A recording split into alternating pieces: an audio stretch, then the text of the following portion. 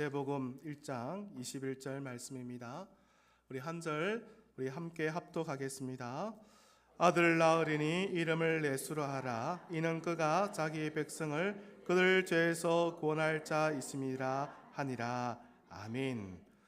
함께 예배드릴 분과 인사 나누겠습니다. 만나서 반갑습니다. 환영합니다. 축복합니다. 한번 더 합시다. 사랑합니다. 사랑합니다. 네. 우리 교회는 송구 영신 예배가 없고 신년 예배를 드리다 보니까 오늘 마지막 한 해 예배입니다. 하나님께서 그동안 모든 은혜 가운데 우리를 지켜주셨음을 우리가 믿음으로 감사하는 복된 시간 되길 바랍니다. 하나님의 은혜가 없다면 여기 있을 수 없겠죠. 모두 다 하나님 은혜인 줄 믿습니다. 예배 인사합시다. 하나님 은혜 때문에 있습니다. 오늘 이 시간 한 달 동안 살펴보았던 그 이름 예수라는 말씀의 제목들을 가지고 살펴보았는데요. 오늘 마지막 시간입니다. 예수님의 이름 담긴 그 의미가 무엇인지 그 의미를 통해서 우리의 구원과 은혜의 깊은 의미를 살펴보았죠. 오늘 마지막으로 우리를 거룩하게 하시는 하나님이란 제목으로 말씀을 살펴보고자 합니다. 여러분, 예수님 믿습니까? 대답이 조금 시원찮은데요. 정말 예수님 믿습니까? 세 분이 대답을 안 하신 것 같아요. 예수님 믿습니까? 네, 그렇습니다. 우리가 이렇게 힘있게 아멘 했잖아요. 그러면 자연스럽게 한 가지 질문이 뒤따라오는데요. 예수님 믿는다라고 말한다면 그러면 어떻게 살아야 되는가? 그 질문이 이제 따라오게 되죠. 예수님 믿기로 마음 결정하고 예수님 믿습니다 했다면 이어지는 질문이 어떻게 살아야 합니까? 라는 질문이 오게 된다는 겁니다. 어떻게 살아야 하는가? 그 질문의 대답을 오늘 말씀을 통해서 함께 찾고자 합니다. 이 질문은 신앙의 길을 막 시작하신 분들 몇 분 계시는데요. 반드시 가져야 할 질문이기도 하지만 오랫동안 신앙생활을 하셨던 분도 이 질문에 분명한 답을 찾아 계셔야 합니다. 그러니 오늘 이 말씀을 통해서 이제 신앙생활을 시작하신 분들뿐만 아니라 우리 모든 성도님들이 예수 믿은 이후에 어떻게 살아야 하는가에 대한 대답을 꼭 발견하는 복된 시간 되기를 소망합니다. 자, 그럼 해봅시다. 방금 여러분들 어떻게 고백했습니까? 예수님 믿습니다 고백했잖아요. 그런데 이 고백만 하면 뭔가 다 이루어진 것 같고 이제 모든 게 다 끝난 것처럼 생각되기 쉽습니다. 근데 여러분, 사실은 그게 아니고요. 그때부터 완전한 삶이 시작되는 겁니다. 마치 달리기 출발점에 딱 서는 게 뭐냐? 따라합시다. 예수님 믿습니다.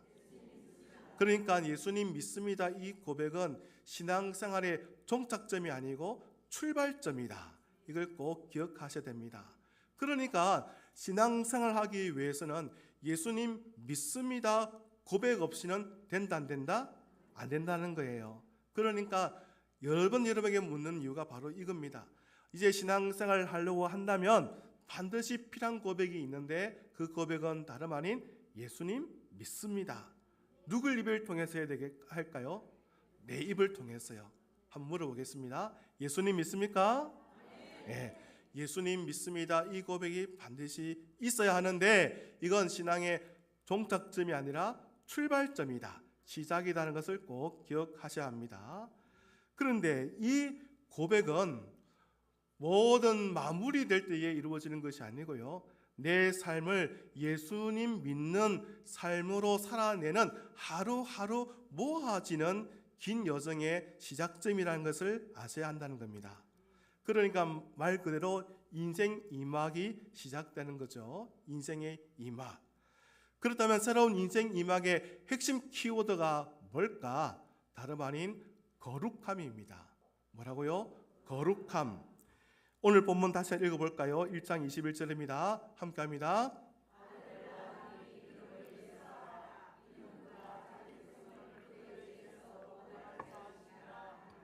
예수의 이름의 뜻이 뭡니까? 그가 자기 백성을 그들 죄에서 구원할 자이심이니라. 아멘이죠. 이 예수 이름 믿어야 구원받게 되고 이 예수 믿어야 우리에게 놀라운 이 신앙생활의 시작이 된다는 겁니다. 그러니까 이 신앙생활은 예수 이름 모르면 할 수가 없는 거죠. 예수라는 이름을 알아야 신앙생활이 시작된다는 말입니다. 그래서 이번 한 달 동안 우리가 예수 이름에 관한 말씀들을 조목조목 살펴보았던 겁니다. 그런데 우리가 기억할 것은 예수의 이름의 목적이 그가 자기 백성을 그들 죄에서 구원할 자라 하셨는데 이 구원에 어떤 의미가 있는가를 보셔야 합니다. 성경은 구원한다 의미에는 두 가지 의미가 함께 담겨 있습니다. 첫 번째는 죄에서 구원한다. 말 그대로서 죄에서 건져내는 구원을 의미하는 바입니다.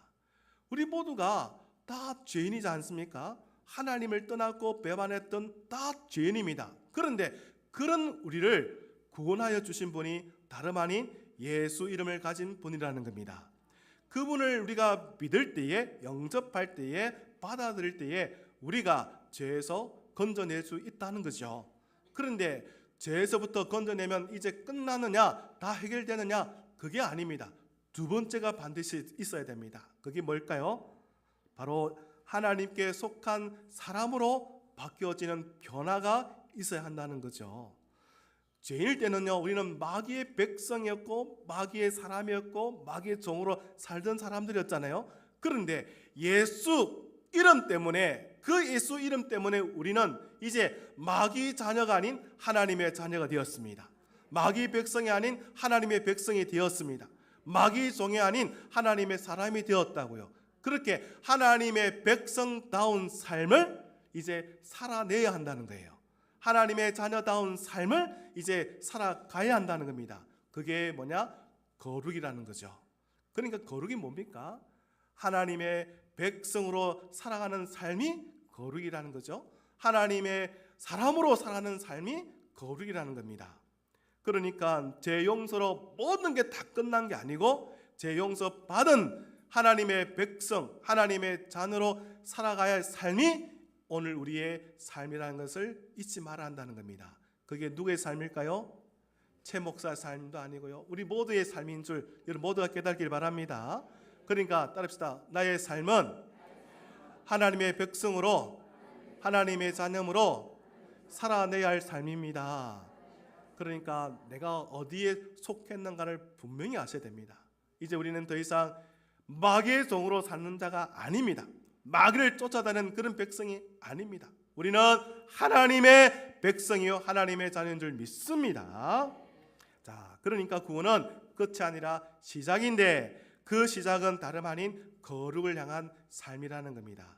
그러니까 이 거룩함은 예수를 믿은 이후에 우리에게 생기는 인생 이막의 가장 중요한 핵심이라는 거죠. 그러니까 우리 이막팍에 딱 붙이고 다니는 단어가 있는데요, 뭘까요? 거룩이라는 거예요. 거룩. 자, 그런데 이 거룩이라는 것은 참 마음이 무겁지 않습니까? 행동도 좀 거룩해야 되나? 말도 거룩해야 되나? 이 거룩이 도대체 뭐냐? 이렇게 여러분 생각하게 될 텐데 말씀을 자세히 들어보면 거룩은 이런 것이구나라는 것을 알게 될 겁니다. 많은 분들이 오해하는 게 뭐냐면 예수 믿으면 짠 하고 180도 완전히 달라질 것처럼 생각합니다. 예수 믿기 전, 예수 믿은 이유가 완전히 달라지는 사람처럼 여길 때가 많다는 거죠. 물론 그런 분도 있습니다. 정말 그런 분도 있죠. 하지만 대다수 분들은 그러하지 않습니다. 예수 믿기 전, 예수 믿은 후에도 달라지는 부분이 있을까 말까 할 정도입니다. 크게 구별되지 않는다는 거죠. 그러니까 이 성경이 말한 거룩하면 예수 믿은 후 완벽해지는 그런 내용이 아니라는 거죠. 그럼 무엇입니까? 따라해 봅니다. 내 삶의 방향이, 그 방향이 바뀌는 거예요. 내 삶의 방향이 바뀌는 게 거룩이라는 겁니다. 이 거룩이 뭐냐? 바로 구별됨이라고 보시면 됩니다. 구별됨. 이제 구별해 본다는 거예요. 흙과 백을 구별하듯이 딱 구별되는 겁니다. 인생에 많은 현실적인 문제가 있지 않습니까? 세상에 이게 맞아라고 말하는 그런 맞아라 라는 그 모든 것들을 이제는요 하나님 생각을 생각해 보는 거예요. 하나님 어떻게 생각하실까? 하나님 어떻게 말씀하실까? 하나님 어떻게 하실까? 그 생각의 출발을 세상이 아닌 하나님께 둔다는 겁니다. 이게 구별입니다. 그러니까 예수 믿은 이후에 내 삶의 방향이 이제 달라지는데, 그 삶의 달라진 내용이 뭐냐? 그동안 많은 경험들, 일들을 세상의 기준으로 생각했던 그 모든 것들을 하나님은 어떻게 생각하실까? 하나님이라면 어떻게 이 일을 풀실까? 그렇게 하나님에게서 답을 찾기 시작한다는 거예요.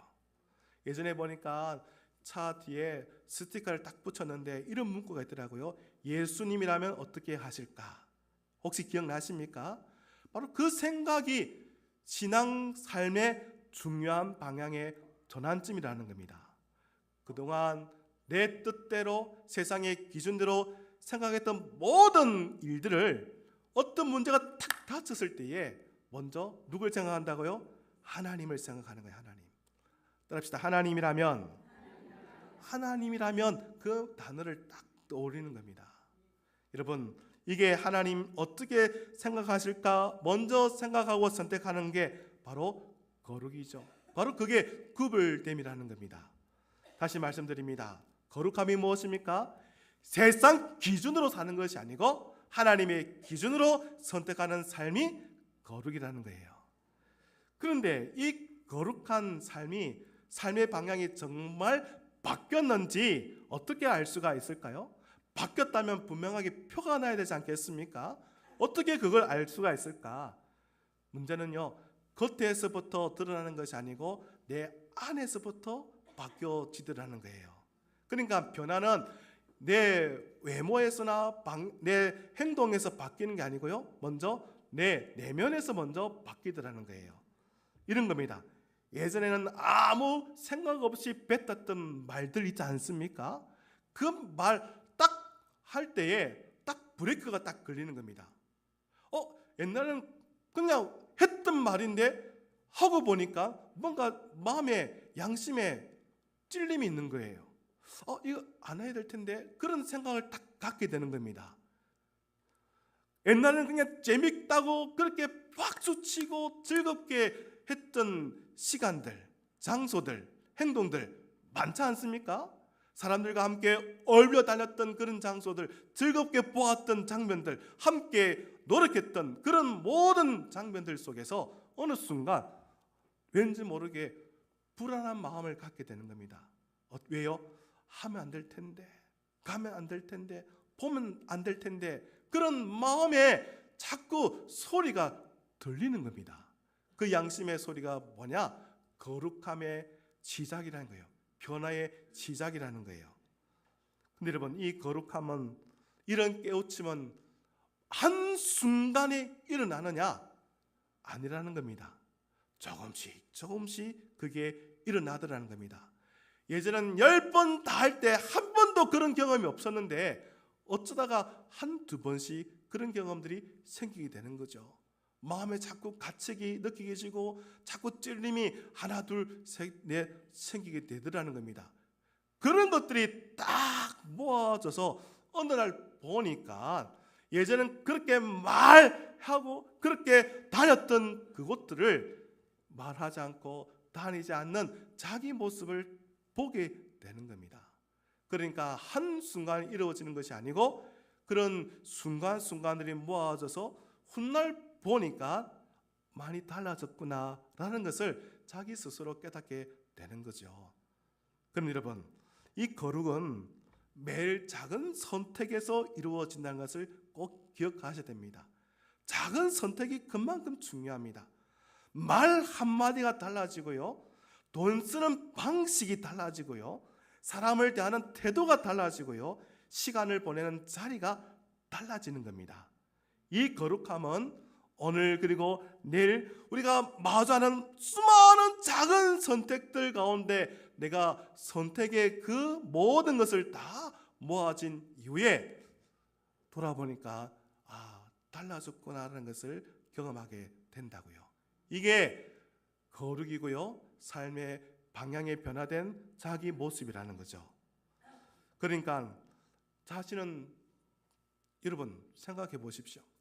2025년 시작했던 한 해, 오늘 이제 마지막 줄, 달라진 부분이 있습니까? 생각과 말과 행동에 좀 달라진 부분이 있습니까? 달라져야 한다는 겁니다. 달라져야 하는 모습이 오늘 우리의 모습이어야 한다는 겁니다. 그러면 그런 변화가 일어난 이유가 뭐냐? 다른 이유가 아닙니다. 내가 어떤 지혜가 있었기 때문은 아니고요, 내가 노력했기 때문은 아닙니다. 그런 작은 변화들이 있게 된 결정적인 단 하나의 이유는 바로 예수란 이름 그 하나 때문에 일어난 변화인 줄 믿습니다. 왜요? 예수 이름 안에 자기 백성을 그들 죄에서 구원할 자이심이라 했잖아요. 우리의 거룩한 변화는 어떻게 일어난다 했습니까? 예수 믿은 이후에 죄로부터 구원받고 구원받은 우리가 하나님 백성답게 사는 그 변화가 거룩이라 했잖아요. 그러니까 이 시작인 예수의 이름 없다면 이런 변화도 없다는 거예요. 그러니 이런 달라진 나의 모습은 여러분 결국 누구 때문이다? 예수님 때문이라는 거예요. 할렐루야. 그럼 여러분 오늘 이 시간 이제 한 해를 딱 마무리하는 마지막 예배 아닙니까? 점검을 해보십시오. 내가 정말 예수 이름 믿고 살았는지, 예수 이름 믿는 자로 살아왔는지 어떻게 판별할 수가 있느냐? 시작과 마침의 이 지점에 달라진 모습이 있는지, 구별된 모습이 있는지 생각을 해보는 겁니다. 말에서, 행동에서, 선택에서 예수 믿는 내가 정말 달라진 모습이 있느냐 살펴보아야 한다는 겁니다. 예수 믿는 사람으로서 내가 가지 말할 장소에 가지 않았고, 하지 말할 것을 하지 않았고, 정말 내가 해야 할 일을 했던가를 돌아보게끔 해준다는 거예요. 지금 내가 머물지 말아야 할 곳을 내가 계속 잊고 있는지를 살펴보아야 한다는 겁니다. 바로 이런 시간에 여러분 반드시 이 점검을 통해서 내가 정말 예수 믿는 사람인지, 예수 믿은 사람으로 살고 있는지 자신을 살펴보는 우리 모두가 되기를 간절히 소망합니다. 하나님은요 그저 우리에게 착하게 살아야 한다 그렇게 말씀하지 않습니다. 너 그냥 잘해야 된다 그렇게 말씀하지 않습니다. 뭐라고 말씀하시느냐? 따라봅니다. 하나님 백성답게, 하나님 자녀답게 그렇게 살아라고 말씀하시는 거예요. 그러니까 아버지 하나님 마음을 참 기쁘게 들으시는 방법이 뭐냐? 아버지 원하는 대로 하나님 자녀답게, 하나님 백성답게 살면 되는 겁니다.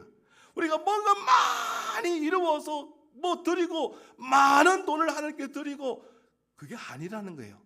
작은 삶의 순간순간마다 하나님의 자녀답게 선택하고 하나님 자녀답게 하지 말 것, 해야 할 걸 구분하여 할 것을 하고 하지 말 것을 하지 않는 그 삶이 하나님을 기쁘게 드리는 삶인 줄 믿습니다. 바로 이게 구별이고 거룩입니다. 자, 그러면 삶의 방향이 바뀌어야 한다는데 도대체 어떤 힘으로 이 방향이 바뀌어질 수가 있을까요? 또 바뀌었다면 다시 돌아가지 말아야 되지 않겠습니까? 그 방향을 향해서 계속 가야 될 텐데 어떻게 이 방향을 우리가 가지고 갈 수가 있을까요? 여러분, 내 힘으로 된다면 모두 다 노력하면 되겠지만 내 힘으로는 결코 될 수가 없다는 거예요. 우리 힘을 다 모으고 마음을 모아서 영차 하면 되냐? 그게 아니라는 겁니다. 중요한 포인트는 내가 이를 악물고 아무리 애써봐도 우리의 삶의 방향은 바뀌어지지 않는다는 겁니다. 이 변화의 출발점은 내게 있는 게 아니고 다른 곳에 있습니다. 바로 그게 무엇일까요? 우리가 두 손 다 들고 성령님 도와주십시오. 바로 성령님에게서 이 변화가 이루어질 줄 믿습니다. 변화는요 내가 하는 게 아닙니다. 성령님이 역사하실 때 이루어지는 겁니다. 성령님이 역사하셔야 내 삶의 방향이 바뀌는 거예요. 성령님이 역사하지 않으시면 내가 아무리 노력해봐도 그대로일 뿐이에요. 달라지는 거 없어요. 그러니까 우리 안에 누가 계셔야 될까요? 성령님이 계셔야 되죠. 중요한 건 그 성령님이신데 어떻게 성령님이 임하느냐? 바로 예수님이 성령님을 보내주셨잖아요. 나를 위해 십자가에 죽으시고 부활하신 그 예수님이 우리에게 주신 이가 누구입니까? 성령 하나님 아니십니까? 성령님을 우리에게 보내주셔서 예수님의 십자가를 통해 이루어주신 그 구원을 우리에게 이루도록 해주신 줄 믿습니다. 그래서 여러분, 예수 믿으면 우리 안에 임재하시는 하나님이 계시는데 성령님이십니다.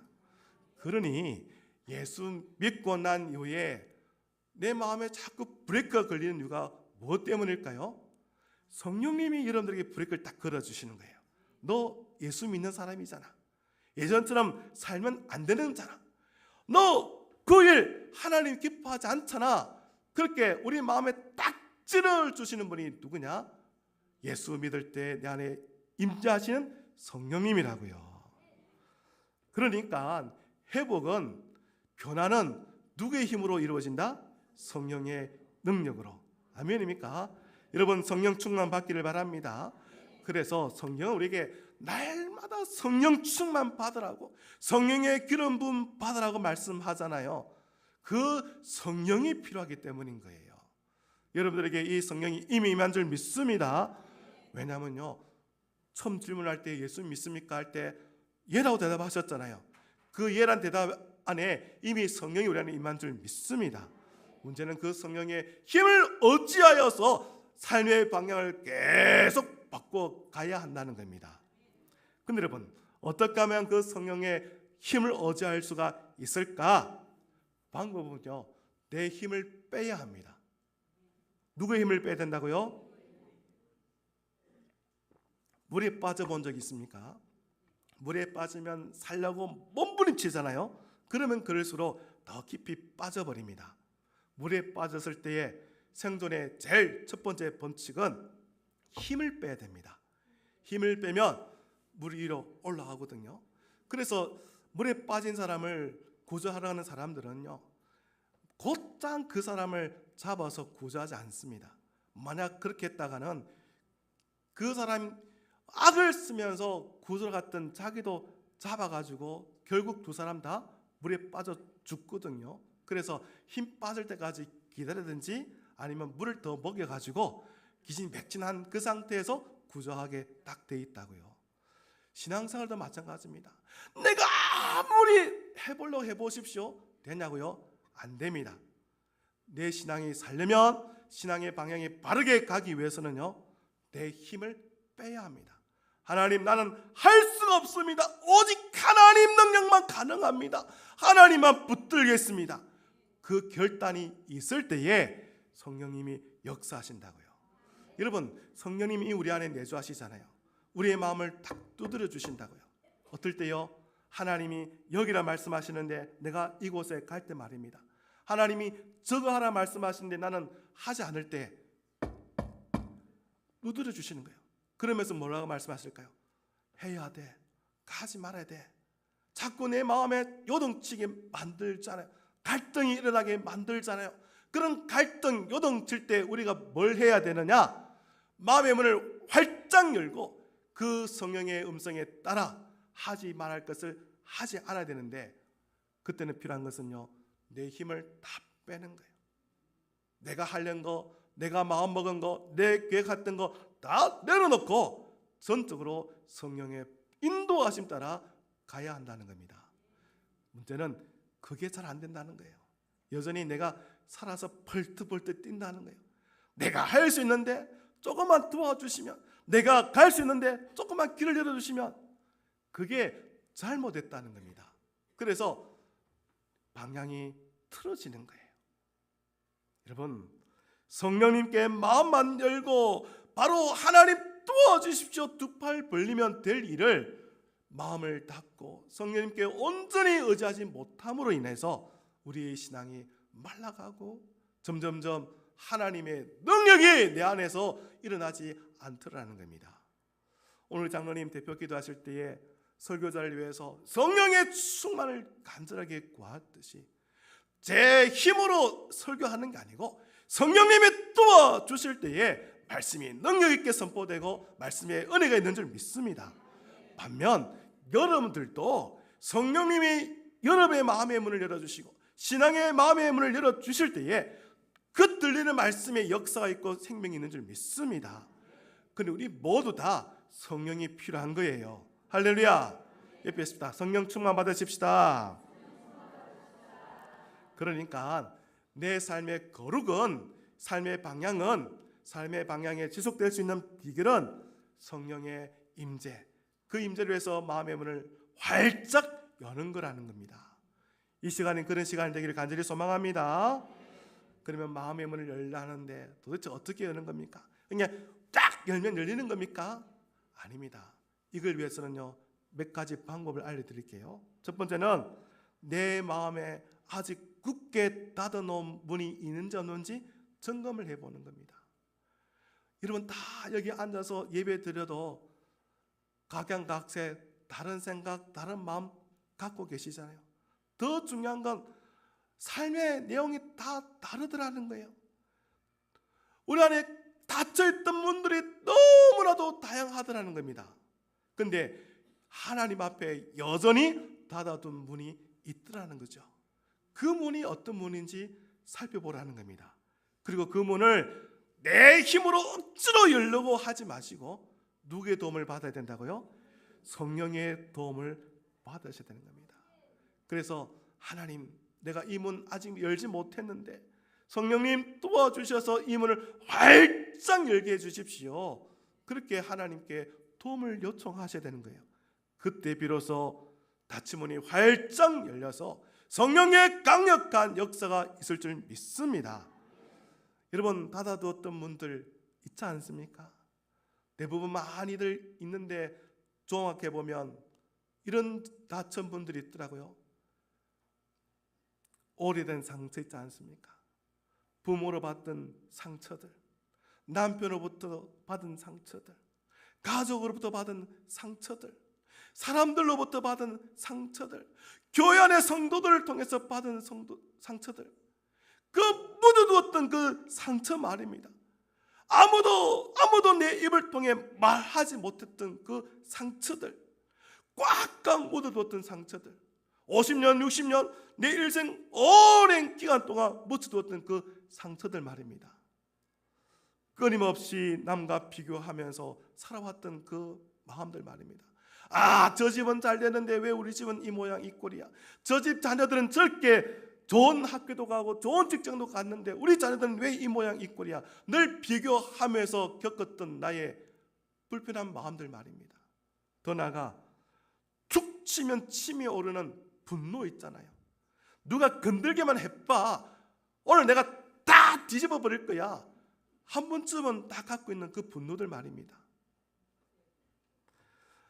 또 있잖아요. 그때는 왜 그랬을까? 왜 그랬지? 그 과거의 실수들, 그 실수에 묶여서 자꾸 옛날 생각만 하는 거 있지 않습니까? 아, 그때만 그 일만 안 했더라면 지금은 달라졌을 텐데, 아, 그 일만 없었다면 정말 지금 좋았을 텐데, 그런 일들 말입니다. 또 있는데요, 나는 안 돼.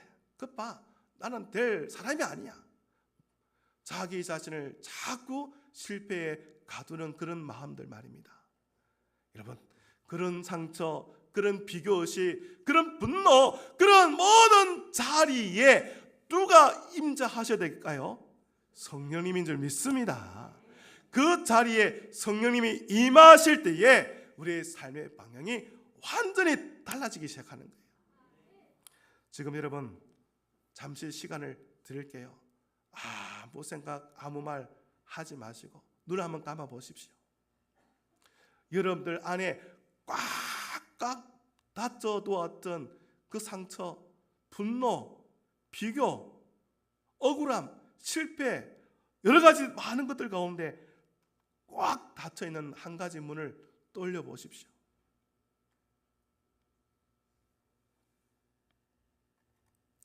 제가 말씀드릴 때 한번 따라해 보기를 바랍니다.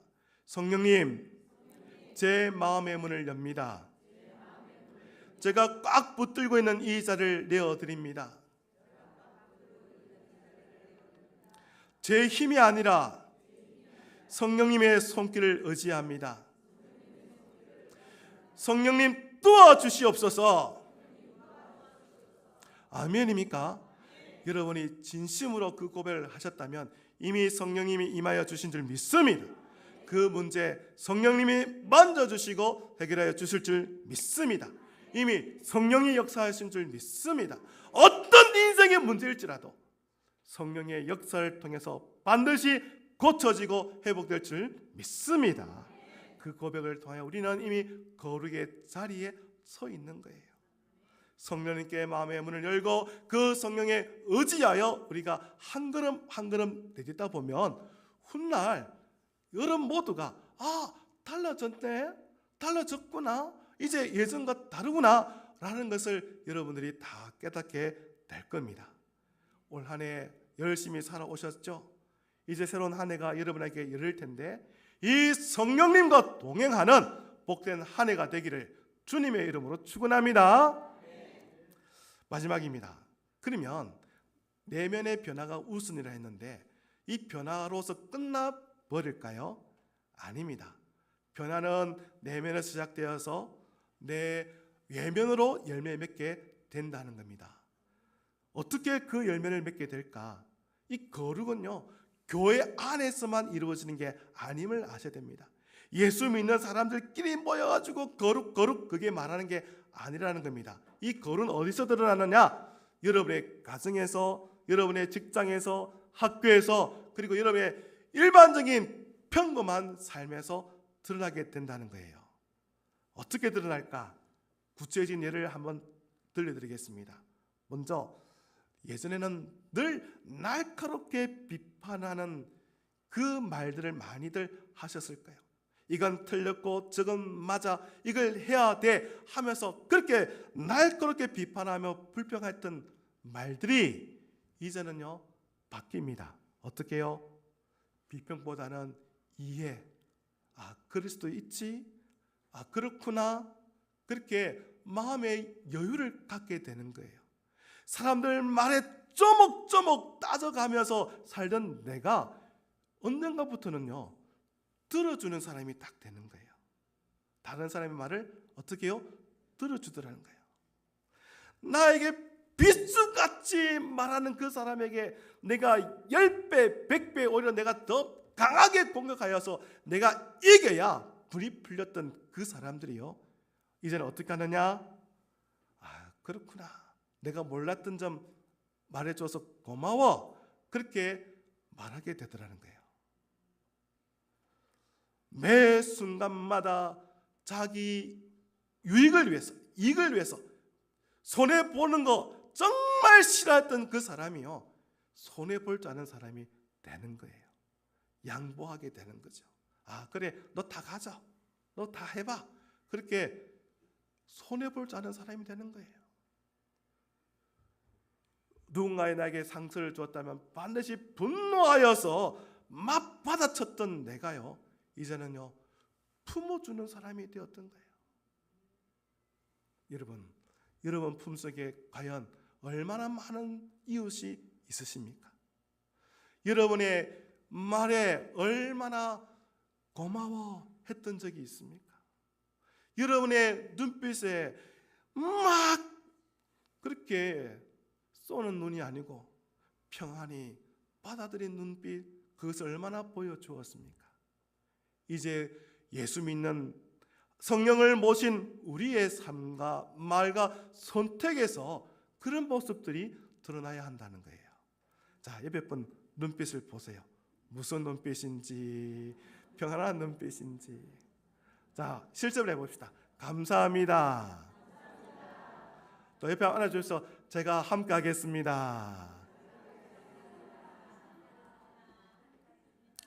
여러분, 이걸 다 하루아침에 다 이루어진다 생각하지 마십시오.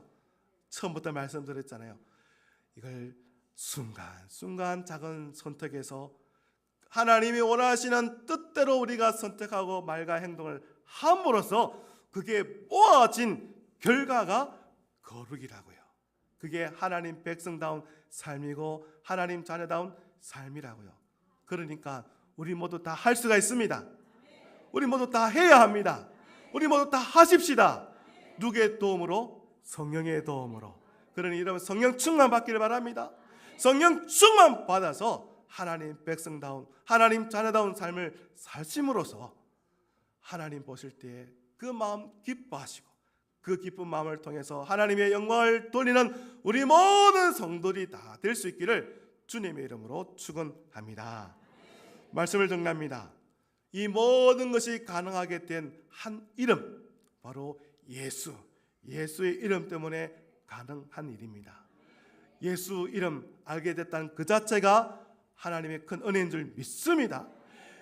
너를 너의 죄에서 구원할 자 예수, 그 예수란 이름을 내가 이 자리에 듣게 되었다는 그 자체가 하나님이 주신 은혜인 줄 믿습니다. 이미 우리는 은혜 입은 자요 복받은 자입니다. 이 예수님을 알게 되었고 믿고 고백한 자가 되었습니다. 그러니 이 예수 이름 믿는 자, 하나님의 자녀다운 삶을 성령의 충만과 기름 부음을 통해서 살아가심으로써 우리에게 자기 독생자 아낌없이 주신 그 아버지의 마음을 기쁘게 해드리고 모든 영광 하나님께 올려드리는 우리 모두가 되기를 주님의 이름으로 축원합니다.